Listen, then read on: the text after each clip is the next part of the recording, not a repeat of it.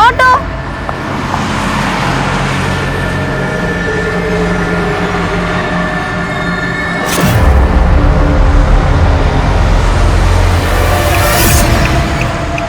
Road right. मैं पीके road की तरफ जा रहा हूँ। मैंने देखा आप काफी देर से टैक्सी का वेट कर रही थी, तो छोड़ देता हूँ आपको। चिंता मत करिए, एकदम सेफ है। आइए बैठिए। Okay, thanks a lot.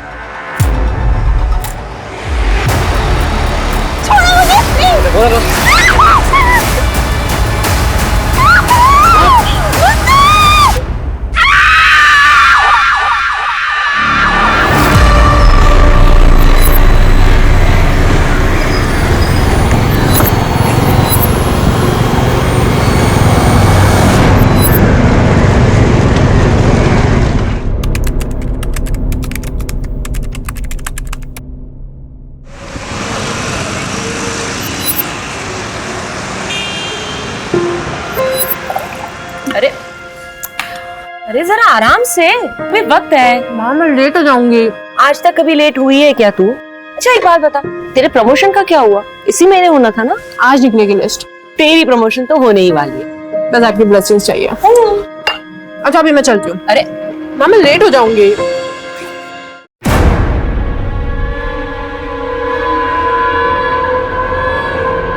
माँ ये चिराग अभी तक गया नहीं अपना सामान लेकर। सुमन, तो एक बार और मौका दे दे। भाई है तुम्हारा। आपकी बहन का बेटा है, इसलिए बर्दाश्त कर रही हूँ उसको मैं अभी तक। ये डिसीजन मेरा फाइनल है, ये मेरा घर है और वो यहाँ नहीं रह सकता। वो तेरा छोटा भाई है, गलती हो जाती है। माँ गलती एक बार होती है तो समझ आता है, बार बार नहीं।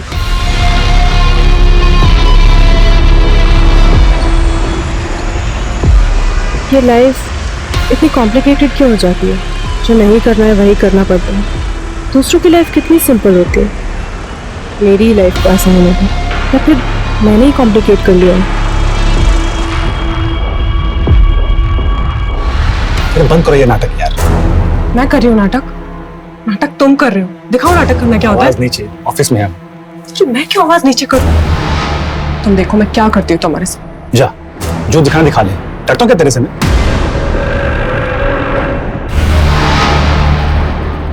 पेट्रोलिंग पटेल कुंज के सुल्तान एरिया में एक बॉडी मिली है।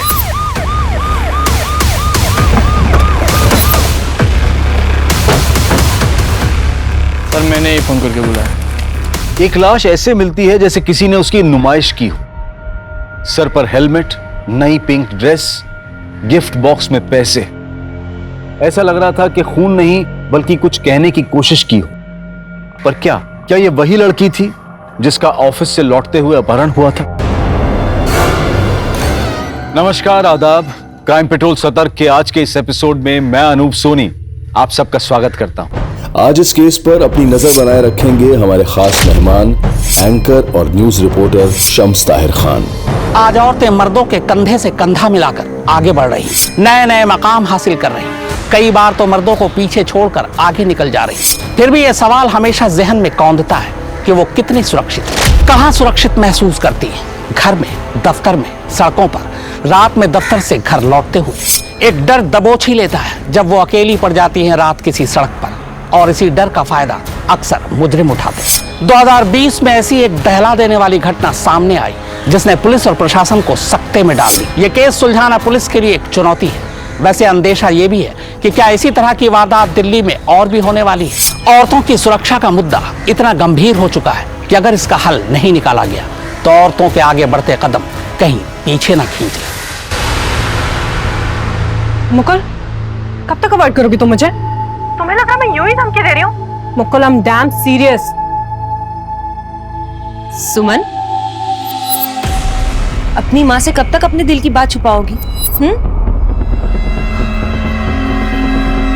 देख बेटा, दिल की बात दिल में नहीं रखनी चाहिए। माँ मैं बहुत थक गई हूँ, सोना चाहती हूँ। ठीक है, तुम आराम करो। तब तक मैं चाय ले आऊं?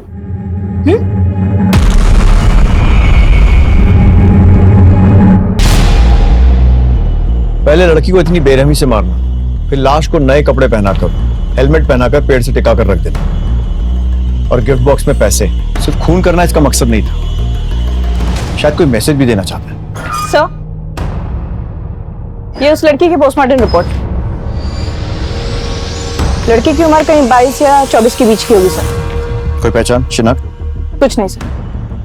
जब तक इस लड़की की शिनाख्त नहीं होती, ये पता लगाना बहुत मुश्किल है कि इसे किसने मारा है और क्यों। ये टैटू, पता करो ये टैटू किसने बनाया है। कुछ ना कुछ जरूर मिलेगा।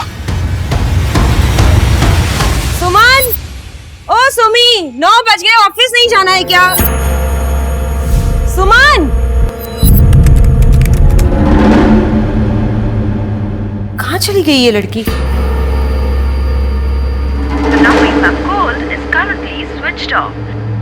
इसका फोन क्यों बंद आ रहा है? चिराग को फोन कर।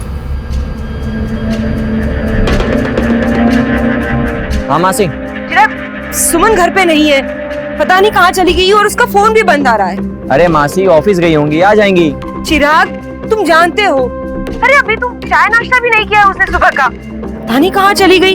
और तुम्हें पता है कि वो बिना बाय बोले घर से नहीं जाती है। मुझे बहुत घबराहट हो रही है, तुम जल्दी आ जाओ। कल रात हमने साथ में खाना खाया, फिर वो सोने चली गई। सुबह मेरी आंख खुली, वैसे तो वो 7 साढ़े 7 बजे तक उठ जाती है, पर आज 9 बज गए थे, इसीलिए। उसका पर्सनल सामान, कपड़े, बैग, ज्वेलरी वगैरह साथ में लेकर गई है या छोड़कर? सर मुझे तो लगता है कि वो रात को ही भाग गई। चिराग, ऑफिस में फोन किया आपने?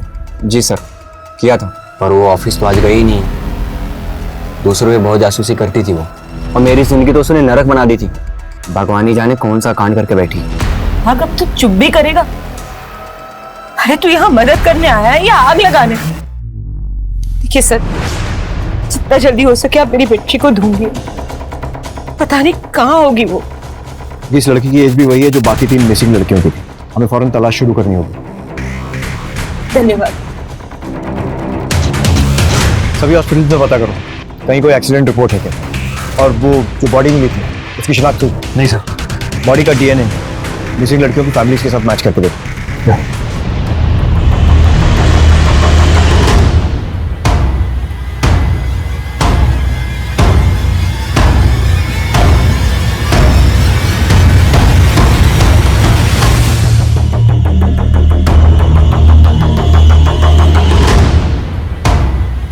दोनों फैमिलीज के ब्लड सैंपल्स ले लिए सर, डीएनए टेस्टिंग के लिए sir. Yes sir. Okay sir, चलो। नहीं सर, सुमन ऑफिस आई ही नहीं 2 दिनों से।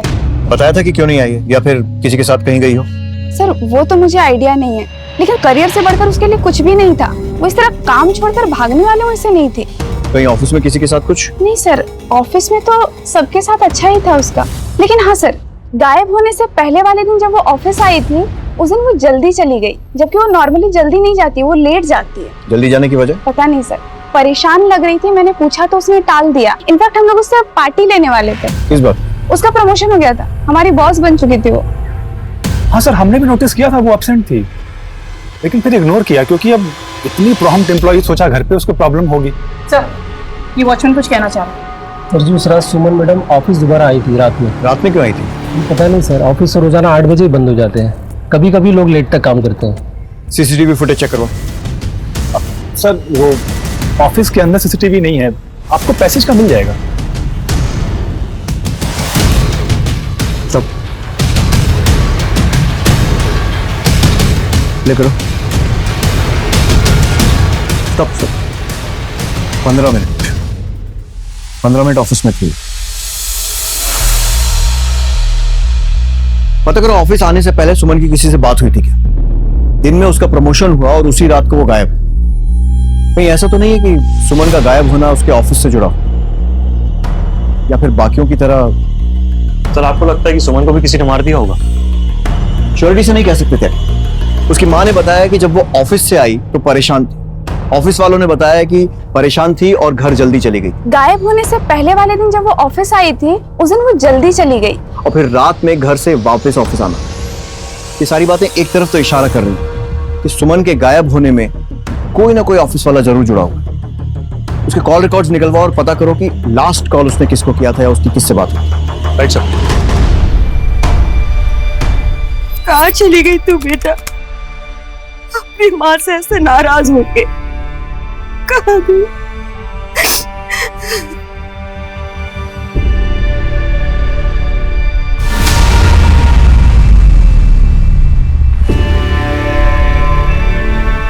चिराग,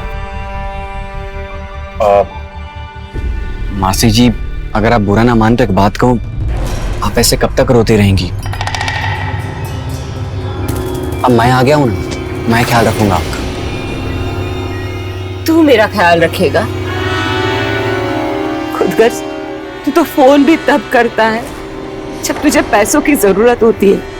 मासी जी, मेरी माँ तो है नहीं, अब आप ही मेरी माँ समान है।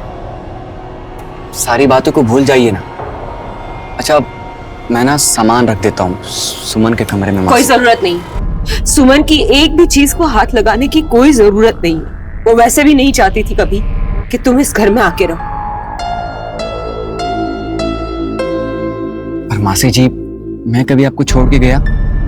क्योंकि मुझे आपकी फिक्र है। अब उसकी राह देखना बेकार है मासी जी। तेरी वजह से गई है वो, ये बच्ची मुझे छोड़ के चली गई। पर मुझे नहीं पता था कि वो उस दिन ऑफिस आई थी या नहीं आई थी। मुझे तो तब पता चला जब उस दिन आपके साथ सीसीटीवी में देख रहा था।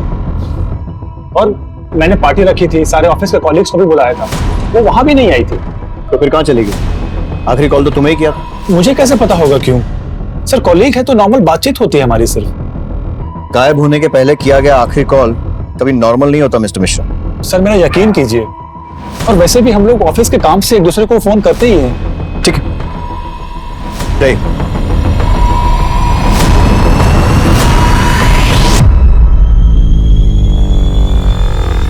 मुकुल के एक स्टाफ से पूछताछ कर।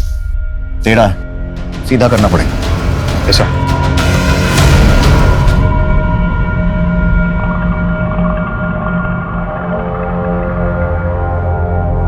उल्लू के पट्टे, तू पुलिस चौकी के बाहर क्या कर रहा है? तुझे मना कहता मिलने के लिए ना? साहब जी, आप फोन नहीं उठा रहे थे, इसलिए हमें आना पड़ा। काम हुआ? हाँ जी सर, पैसे मिल जाते तो मिल जाएंगे तुझे पैसे। सुमन अग्रवाल जो करियर में कामयाबी हासिल कर रही थी, अब तक लापता है। पुलिस मामले की जांच कर रही है, लेकिन उसके हाथ कोई सुराग नहीं लगा। कहीं ऐसा तो नहीं कि सुमन अपनी मर्जी से भागी? क्या घर से भागने की प्लानिंग उसने पहले से कर रखी थी? ऐसा क्या हुआ कि वो रात को घर से निकली और माँ को पता तक नहीं चला?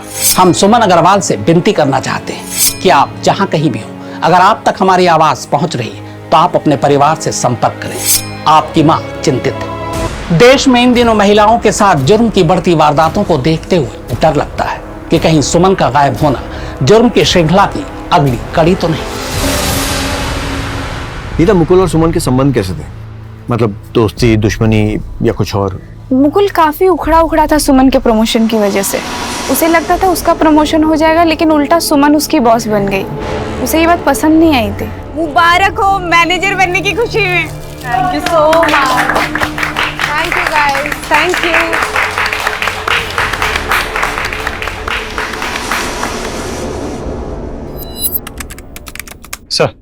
सर, सुमन की आखिरी लोकेशन ट्रैक हो गई। ये तो एमएन रोड है, एकदम सुनसान इलाका। यहाँ तो ज्यादा कोई आता जाता भी नहीं। और सर, उसकी लोकेशन के हिसाब से वो इस जगह पे 2 मिनट के करीब थी। उसके बाद उसका फोन ऑफ हो गया। इस पूरे एरिया को अच्छे से छानो, देखो कुछ मिलता है, क्योंकि आगे जाकर ये रोड कई अलग अलग एरियाज में निकलती है। जाके देखो। Right sir. और ये मुकुल बदला लेने की हद तक जा सकता है, इसकी पूरी कुंडली निकालो। एक लड़की की लाश मिलने की गुत्थी अभी सुलझी नहीं थी कि एक और लड़की सुमन ऑफिस से लौटते हुए गायब हो गई थी। क्या इसकी वजह ऑफिस की रंजिश थी? मुकुल को सुमन का उससे आगे निकल जाना बर्दाश्त नहीं हुआ, लेकिन क्यों? क्योंकि वो एक औरत थी इसलिए? क्या इसी वजह से उसने सुमन को अपने रास्ते से हटा दिया होगा? लेकिन ये कैसी सोच है कि हम कहते तो हैं कि औरत और मर्द दोनों बराबर हैं, लेकिन दिल से नहीं मानते। क्या सिर्फ यही वजह थी, या फिर मुकुल और सुमन के बीच कुछ और भी था जिसकी परतें अभी खुलनी बाकी थी? सर, उन दोनों लड़कियों के फैमिली के डीएनए उस लड़की से मैच नहीं करते।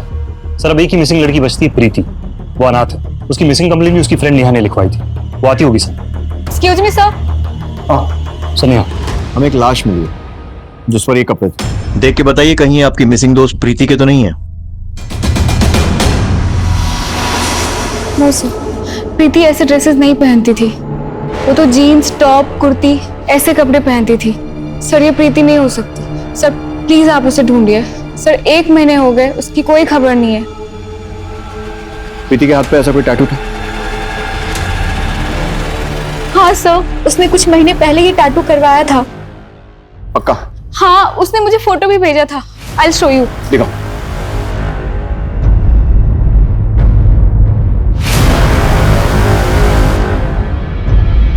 ठीक है, फिलहाल आप जा सकते हैं।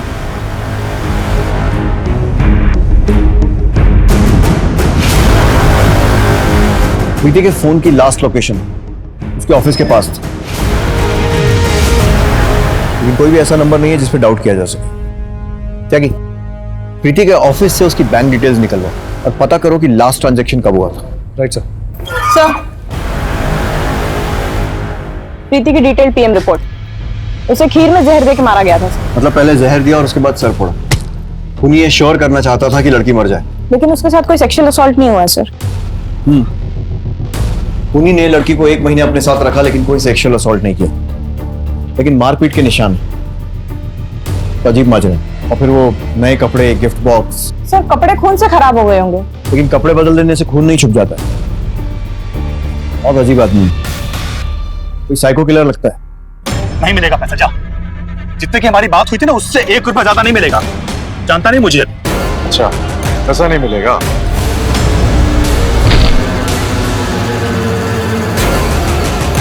एक हफ्ते का टाइम है तेरे पास।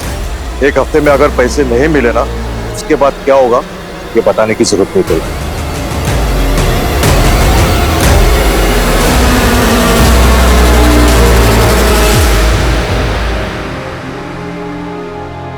तेरी प्रमोशन तो होने ही वाली है, बस आपकी ब्लेसिंग्स चाहिए। अच्छा अभी मैं चलती हूँ। अरे ना, मैं लेट हो जाऊंगी।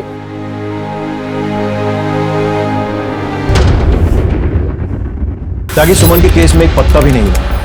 ऑफिस से गायब हुई है कंफर्म। ऑफिस किसी ऐसी सुनसान जगह पर नहीं है कि किसी को कुछ पता ना चले। अगर किडनैप हुआ होता तो किसी ने तो चीखने चिल्लाने की आवाज सुनी होती। सर मैंने उस एरिया के ऑटो रिक्शा वाले और चाय वालों से पूछताछ की, किसी के पास कोई जानकारी नहीं। फिर गायब कैसे हुई? सर हो सकता है वो किसी ऐसे के संग हो जिस पे हमारा शक ना हो, या वो अपनी मर्जी से गई हो। सर ये क्राइम सीन पर मिला सर, जहां सुमन गायब हुई थी। सुमन का फोन है सर, उसकी मां ने पहचान की है।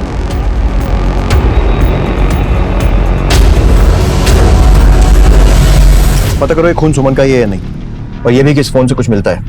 Right sir.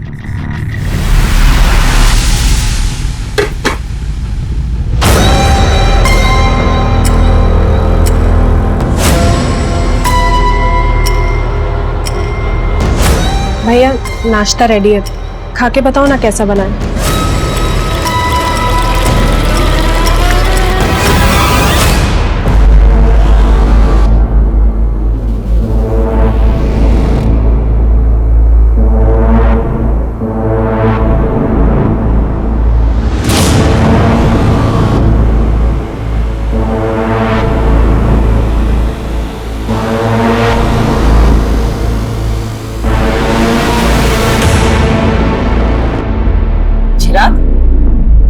तो मेरे कमरे में क्या कर रहा है? मासी जी, मुझे लगा कि मेरा बटुआ शायद यहीं रह गया, तो इसलिए मैं यहाँ आ गया। तुम्हारा बटुआ मेरे कमरे में कैसे आएगा? हाँ मासी जी, हाँ मुझे याद आ गया, वो स्कूटर का डिक्की में मासी जी, भूल जाता हूँ कभी कभी। चलता हूँ मासी जी। हेलो, देखो तुम गलत कर रहे हो। सही क्या है गलत क्या है ये मुझे मत सिखा, तो सिर्फ इतना बता कि तू आने वाला है या नहीं। ठीक है, मैं शाम तक आता हूँ, लेकिन तब तक तुम कुछ नहीं करोगे।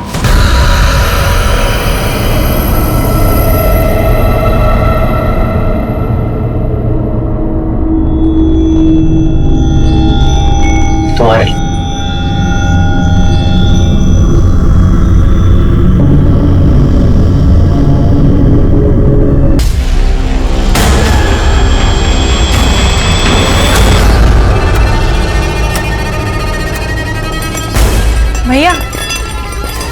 स्ट्रेस बहुत प्यारी है।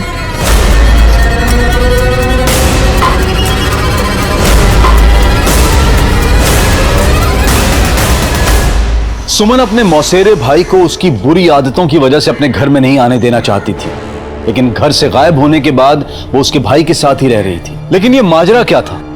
वो तो अपने भाई के साथ खुश लग रही थी। क्या चिराग ने ही उसे छुपा कर रखा था या फिर ये कोई और ही था जिसे सुमन अपना भाई बता रही थी?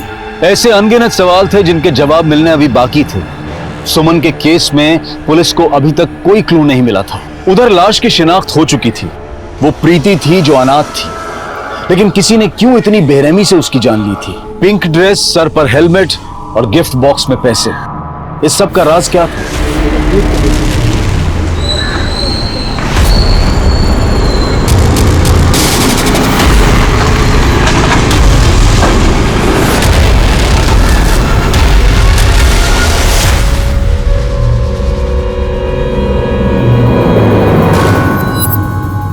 भैया आज अच्छे से बंधी है ना टाई?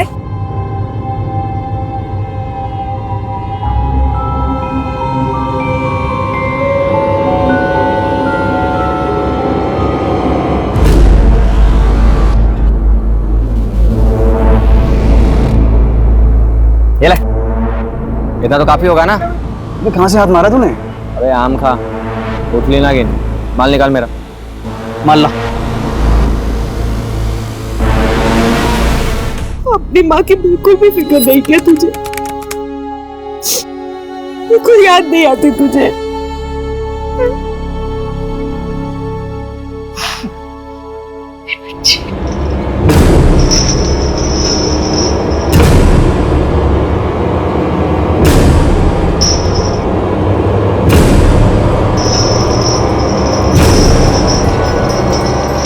भैया बैग। सर प्रीति कॉल सेंटर में काम करती, उसके ऑफिस से हमें कोई जानकारी नहीं मिली। कोई निजी ऑफिस में रंजिश भी नहीं थी सर। उन्हीं का मकसद डेफिनेटली सिर्फ खून करना तो नहीं था, फिर और क्या हो सकता है?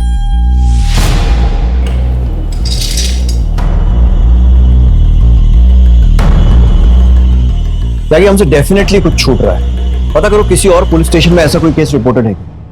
भैया भैया क्या हुआ? आप रो क्यों रहे हैं भैया? भैया बताइए ना क्या हुआ है? क्या है? भैया प्लीज मुझे बताइए ना क्या हुआ है? भैया प्लीज बोलिए ना भैया।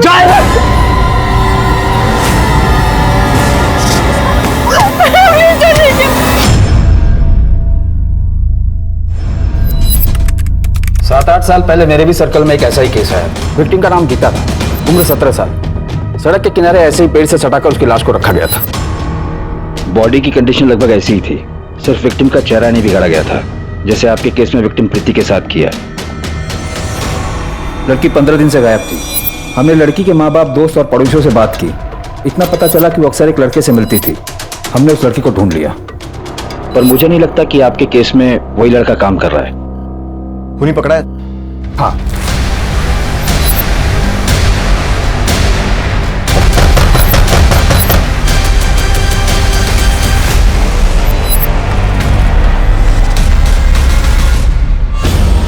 क्या हुआ साहब?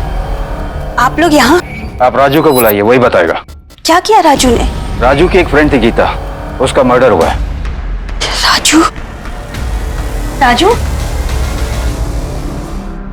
साहब तुमने मारा गीता को? ले जाओ साहब, ले जाओ इसे।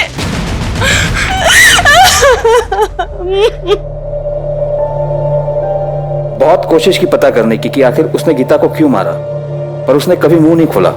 बाल सुधार गृह में भी चुपचाप बैठा रहता था, वो किसी से बात नहीं करता था। और एक दिन पता चला कि वो वहां से भाग गया। राजू आप कहाँ हैं? मेरा तबादला हो गया था, पर जैसे उसके बारे में कुछ पता चलेगा मैं आपको बताऊंगा। ठीक है, थैंक यू जी। आखिर वो कौन है जो राजू की मोडस ऑपरेंडी 8 साल बाद फॉलो कर रहा है? अभी के केस में प्रीति का चेहरा भी बिगाड़ दिया है ताकि उसकी पहचान न हो सके। ये क्रिमिनल राजू नहीं लग रहा है, बस हमें गुमराह करने की कोशिश कर रहा है। ऐसा करो, राजू का एक स्केच बनवाओ। ये फोटो 8 साल पुराना है, पता करते हैं कि अब कैसा दिखता है। शायद कोई क्लू या इन्फॉर्मेशन हाथ लगे। तब तक ऑफिसर राजू की और इन्फॉर्मेशन निकाल ही लेंगे।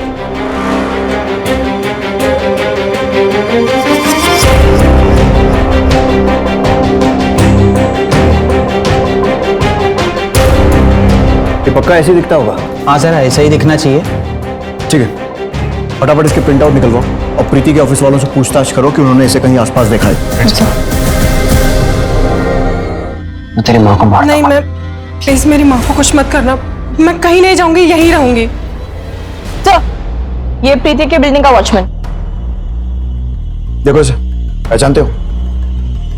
देखा है साहब। कौन से ऑफिस में काम करता है? प्रीति के? सब प्रीति मैडम के ऑफिस में तो नहीं, पर हाँ तीसरे माले पे शायद किसी ऑफिस में काम करते थे। करता था मतलब? काम कब छोड़ा? काम छोड़ा नहीं छोड़ा वो नहीं पता, पर काफी दिन से देखा नहीं इनको। ठीक है, जाओ। इसका मतलब किसी और ऑफिस में काम करने के बहाने प्रीति पर नजर रखे हुए थे और उस रात मौका मिलते ही उसने प्रीति को उठा लिया। पता लगाओ कौन से ऑफिस में काम करता था और उसका एड्रेस निकलवाओ। और ये भी पता लगाओ कि ये वही राजू है ना जिसने 8 साल पहले भी मर्डर्स किए थे। Yes sir. सर आ जाएगी। राजू के ठिकाने का कुछ पता चला? सर खबरियों को काम पे लगा दिया है, जल्दी पता चल जाएगा। मैं कमी सर, आइए बैठिए। सही टाइम पर आए। राजू की बात चल रही थी, कुछ पता चला? हाँ पता चला। कहाँ है वो? राजू मर चुका है।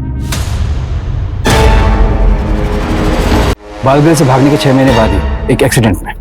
ऐसे कैसे? प्रीति की ऑफिस की बिल्डिंग से जो आया था उसने पहचाना था उसे। Foreign blouse? जी सर। तुमने तो कहा था कि तुमने इसे ऑफिस की बिल्डिंग में देखा था। हाँ ऐसा ही लगता है। तो ठंडे दिमाग से सोच के अच्छी तरह देख के बताओ। सर इस केस में कुछ सही से समझ में नहीं आ रहा है सर। सर पता नहीं सर, कुछ कंफर्म नहीं बता सकते सर। ठीक है जाओ। कभी कभी ऐसा होता है, स्केच 100% मैच नहीं होता और लोग कंफ्यूज हो जाते।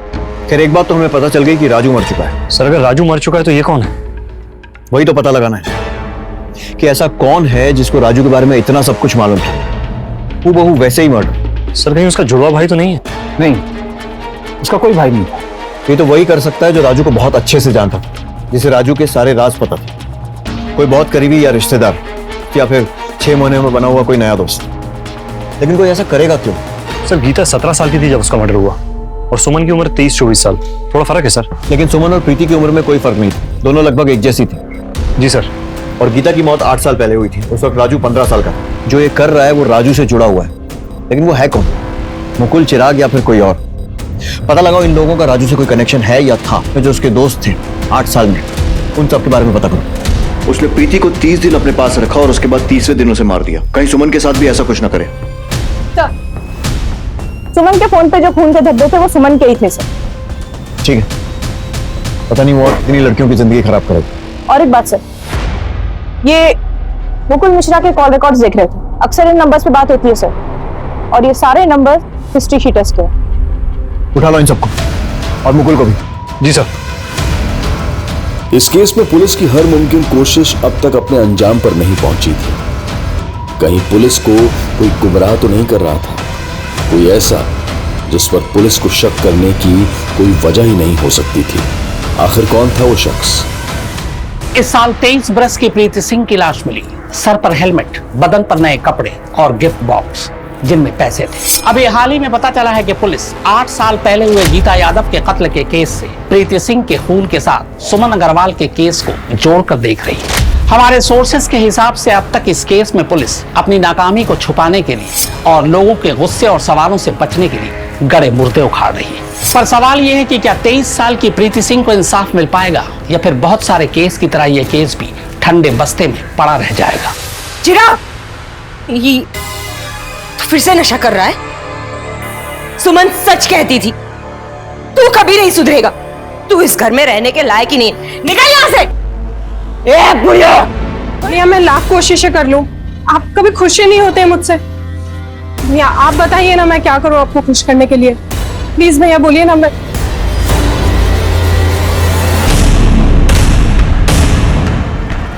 You want to write?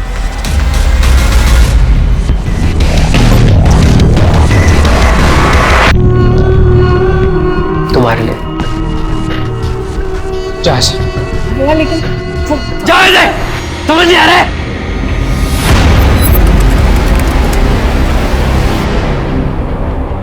गए ना पूरे हैं, चाहो तो अंदर।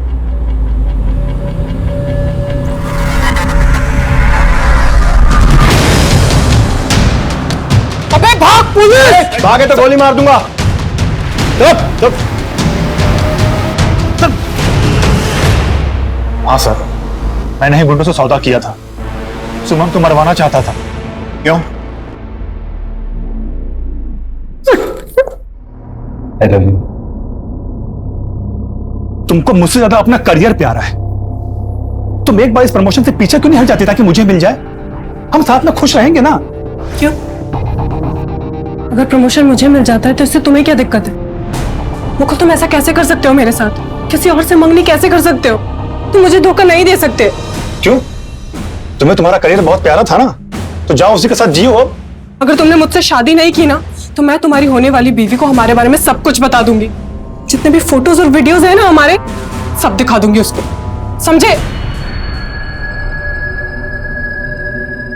मुकुल, तुम मेरा फोन क्यों नहीं उठा रहे हो? मैं कब से तुम्हें फोन कर रही हूँ। अरे गुस्सा क्यों हो रही हो? देख रहे हो मैं काम में बिजी था। और हाँ, अच्छा हुआ तुम आ गई। मुझे तुमसे कुछ बहुत जरूरी बात करनी थी। क्या? मैंने फैसला कर लिया। कल सुबह तुम मुझे ऑफिस वाले रोड पे मिलो। लेकिन क्यों? क्योंकि कल हम शादी करने वाले हैं। शादी? लेकिन ऐसे छुप के क्यों? मम्मी को तो बता देते। देखो, अभी किसी को कुछ नहीं बताना। एक बार शादी हो जाए ना, उसके बाद धूमधाम से पार्टी देंगे सब। और तुम मेरे घर वालों को तो जानती हो, अगर उनको पता चल गया तो फिर। मुकुल, तुम कितने अच्छे हो ना। I love you। वादा कर दिया कि शादी उसी से करूंगा। अच्छा, अभी मैं चलती हूँ। पर ठीक है? बाय। फिर मैंने ड्राइवर मोहन से बात की। हाँ, कल तैयार रहना। कल वो आ रही है। कहाँ छुपा के रखा सुमन को? सर, मैंने उससे अगवा किया ही नहीं सर। क्या? क्या बकवास कर रहा है तू? वो वहां पर आई ही नहीं, या पहले ही आके चली गई। देख, सच सच बता दे। सर, हम सच कह रहे हैं। हम बस इससे पैसा ऐंठ रहे थे, लड़की को हमने छुआ तक नहीं सर। तुझे बहुत मारा ना मैंने। तुम्हारे लिए बना रहा हूं। चल, अरे मैंने क्या किया? मैडम मैंने क्या किया? मुझे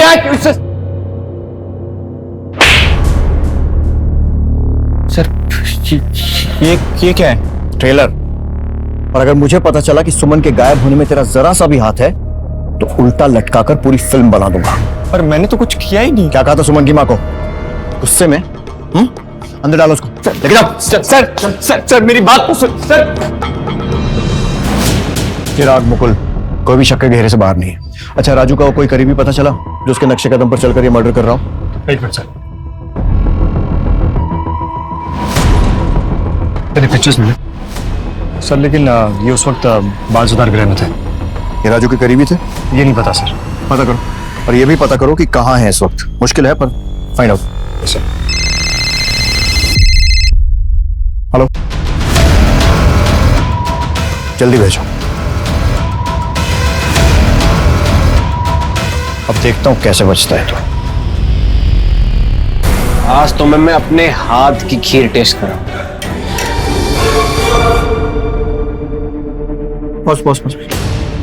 तो ये है वो जो राजू बन के घूम रहा है। लेकिन सर, ये है कौन? एक बार हाथ लग जाए फिर खुद ही बता देगा कि इसका राजू से रिश्ता क्या है। देख लो, बस ये देखो, ये टैक्सी। इसका नंबर नोट करो। जी सर। टैक्सी तक जल्द से जल्द पहुंचना होगा। सर, गाड़ी लोकेशन पे पहुंच गई है। जी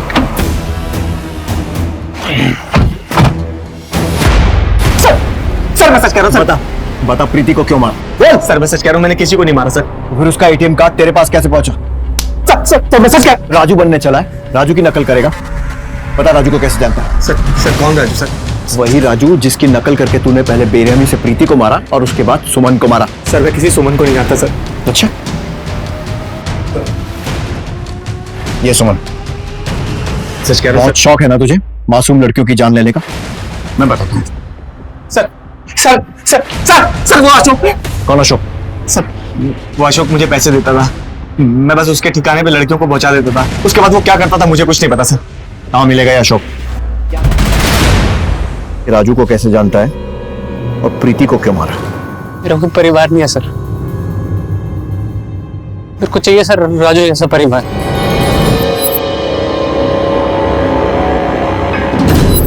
विद्या, तेरी मनपसंद खीर बनाई है मैंने, गरम करके लाती हूँ। मेरा गिफ्ट? नहीं, अभी नहीं। मेरे पास तेरे लिए एक सरप्राइज है। कैसा लगा मेरा सरप्राइज? कहाँ से सीखी तूने ड्राइविंग? दोस्त से, जिसकी ये स्कूटी है। और बिना हेलमेट, बिना लाइसेंस पुलिस ने पकड़ लिया तो? अरे हेलमेट से कुछ नहीं होता।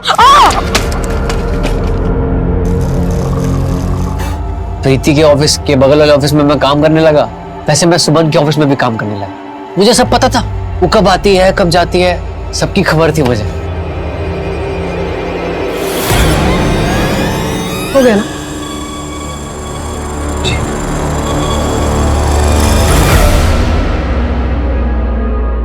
मैडम, आप इतनी रात को अकेले कहाँ जाएंगी? मैं टैक्सी मंगा दूं? ठीक है। मैडम जी, आप मुझे बस स्टैंड तक छोड़ देंगी? ठीक है, आ जाओ।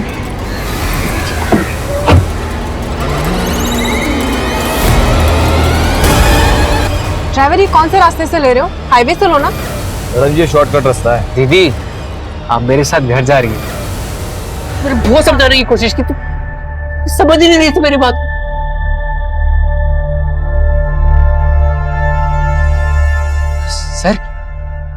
सर वो देखिए सर, मेरी बहन सर वो देखिए, मेरी बहन मुझे बुला रही है सर वो देखिए सर, आपको दिख रही है? सर क्या कर रहे हैं आप मुझे, मेरी बहन है सर, मुझे बुला रही हो। मैं आ रहा हूँ, मैं समझाता हूँ, मैं समझा रहा हूँ, मेरे अच्छे लोग हैं। क्या करना है सर? उसको मानसिक उपचार के लिए भेजना पड़ेगा। सर आ रहा हूँ सर, प्लीज सर, मेरी बहन मुझे बुला। एक मानसिक रूप से बीमार शख्स को कभी कभी उसका परिवार समझ नहीं पाता, और मरीज को तो इस बात का अंदाजा भी नहीं होता कि उसके दिमाग में क्या चल रहा है। सुमन को उसके गायब होने के 30वें दिन बचा लिया गया। मुजरिमों की मोडस ऑपरेंडी के हिसाब से 30वें दिन उसका खून होना था। सुमन भाग्यशाली थी, पर बदकिस्मती से प्रीति सिंह और गीता यादव जैसी विक्टिम इस घिनौने जुर्म का शिकार बन बैठी और उनकी जान चली गई। दिल्ली पुलिस की तारीफ करनी चाहिए कि उसने काफी मशक्कत के बाद इस केस को सुलझा लिया, वरना नामालूम कितनी और मासूम लड़कियों की जान जाती। कहते हैं एक सुरक्षित समाज के लिए चाहिए सतर्क पुलिस और जागरूक नागरिक। अगर इन दोनों में संवाद का रिश्ता कायम हो जाए तो जुर्म कम हो जाए। अब मैं अनूप सोनी आपसे विदा लेता हूं, फिर मुलाकात होगी क्राइम पेट्रोल सतर्क में एक और नए केस के साथ। जय हिंद। इस तरह के और भी एपिसोड देखने के लिए हमारे चैनल को सब्सक्राइब करें और बेल आइकन दबाना ना भूलें।